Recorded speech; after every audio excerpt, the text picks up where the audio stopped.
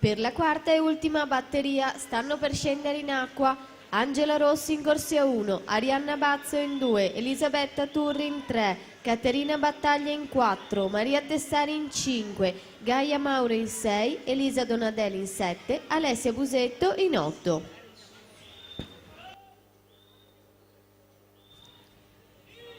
Terza e penultima batteria in corso dei 200 rana categoria ragazze.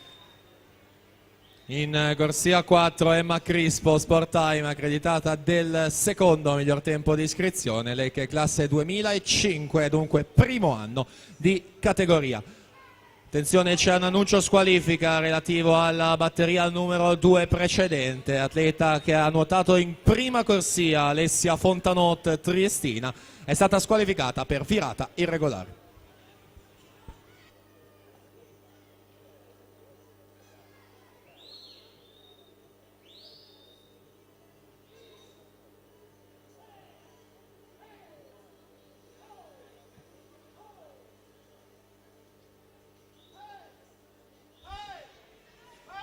Passaggio di metà gara a 100 metri, Alice Pinarelli 1:20,41 su Maddalena Tibaldo 1:20,83.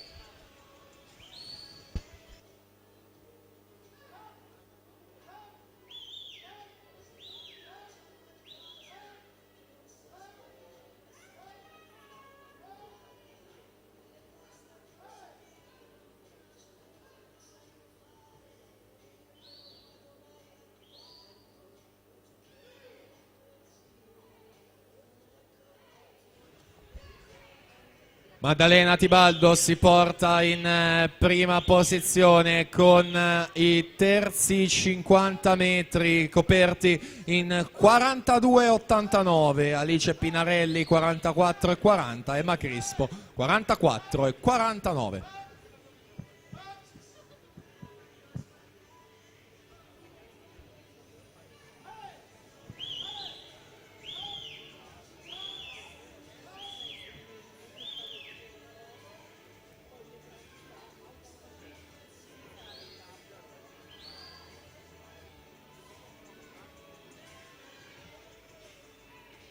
Ultime bracciate, Maddalena Tibaldo, Andrea Elena Lion nella batteria precedente 2:45,26, Maddalena Tibaldo 2:47,17, Emma Crispo 2:49,31, Alice Pinarelli 2:49,34.